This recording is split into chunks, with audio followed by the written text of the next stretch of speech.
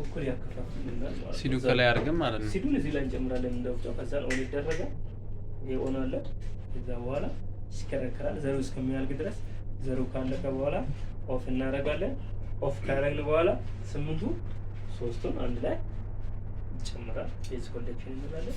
5ቱን ግን መጨረሻ ላይ ለምሳሌ እዛ 1000 ግሬን ዌይት ይያዛል። እዚህ ደግሞ ከደረ አይታችኋል። አንዳንድ ሰዓት አሁን እነኛ አንዳንድ ሰዓት የምለው ቅማቅማ የምንለው ማለት ነው። ስፓይስ ክሮፕ እና ኦይል ክሮፕ ከሆነ ደግሞ እነኚህ ናቸው። ሎ ቴምፕሬቸር ነው ነው።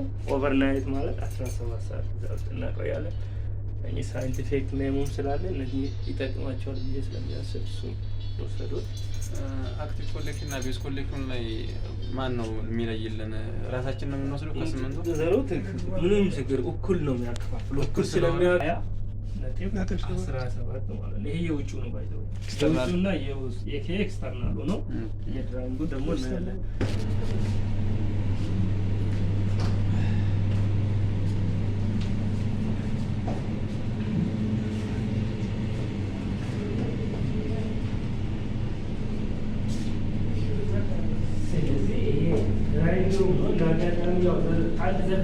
ይችኛውን አንድ ዘር ነች።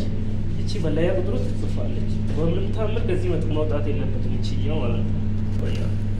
ስለሆነ ይሄኛው ቢሆን አሁን ባቄላ በቆሎ ምናምን አብሮ ከገባ ምንም ጥቅጣሬ ነው ቶሎ ስለማይለቁ ማለት ነው። ስለዚህ ምንድነው ይሄ ራሱ ኮንትሮል ምንም ነገር የለም። የተፈቀደለት አየር ይችኛው ማሽን አብዘርቭ አድርጎ ለውጭ ስለዚህ በሁለቱ ነው ማለት ነው። አንደኛ የውጭ ሳምፕሊንግ ለምሳሌ 100 አክሴሽን ገብስ ካስገባ ከ100 ይቀነስና እኛ ዶሮ ራሳችንም ንቄ ያስገባል አይደለም። አይ ዘር ብለው አሁንም ከባድ ዘብስ ነው።